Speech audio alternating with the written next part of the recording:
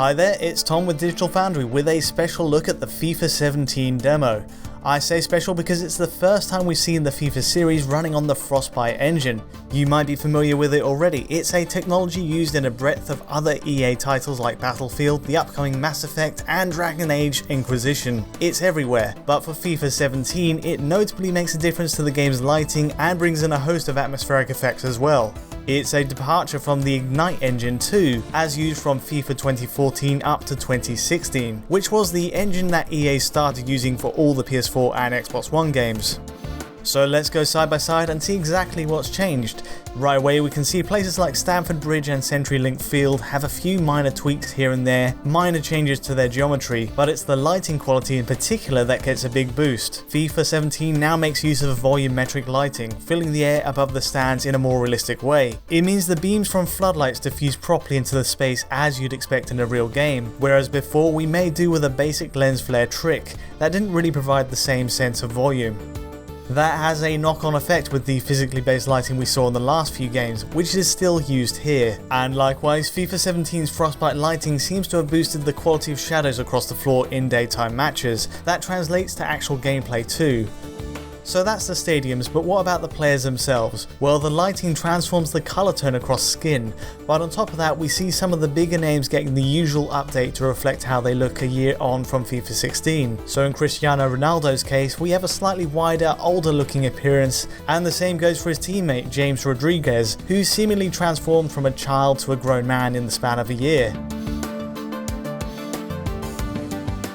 As for the others, we're not too sure there's been any change at all, and it's probably more the changes in lighting that are producing the differences you see here. In actual motion, inevitably there's a lot of reused animations from the last few games, whether that's the running, the step overs, or the varieties of shots you can produce. There's a lot of overlap between this and FIFA 16.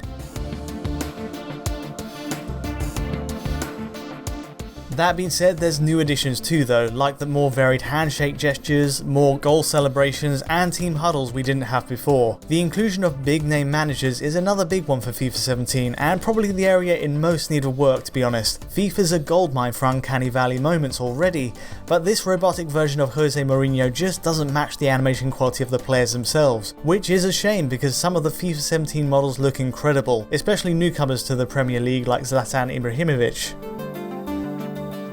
So to take stock, we have improved lighting, shadows, and tweaked stadiums and players, but the other main benefit of moving from Ignite to Frostbite engine is the suite of post-processing effects it brings. We have improved depth of field, bloom, and a fishbowl style lens during opening panning shots of stadia. The new depth of field effect in particular stands out during replays, where the grass in the foreground and stands in the back realistically fall out of the camera's focal range. It's a neat trick for FIFA 17 that replicates the camera work we get in an actual game. And of course, this is something that's used sparingly in the Battlefield series as well. Frostbite also brings in another much improved effect for replays and cutscenes, motion blur. Now the Ignite engine in FIFA 16 already had its own sample based implementation, but it produced these obvious banding effects, trails behind anything in motion. The new and improved effect in FIFA 17 is smoother and blends the samples together more elegantly, as you can see on the right. It's another example of Frostbite's post-processing benefiting the series, and for a football sim, if you like, it does help add that sense of realism.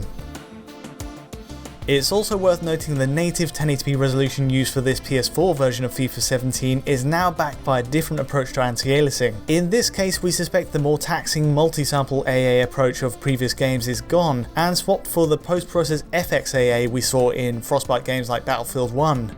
Curiously, all the frame rate targets we saw on the Ignite engine FIFAs hold true in this game as well. This means 60 FPS during actual gameplay, but also a fixed 30 FPS for any replays, cutscenes, and set pieces we usually see on console. So it's business as usual there, but it's the visual upgrades that hold the most interest for us. While FIFA 17 does have a lot of similarities in animation to the last game, the Frostbite engine helps to enhance the atmosphere in several key departments, with improved lighting and an overhauled post-process pipeline.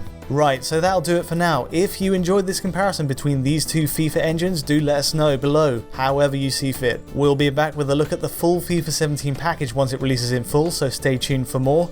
But until next time, thanks for watching and see you soon.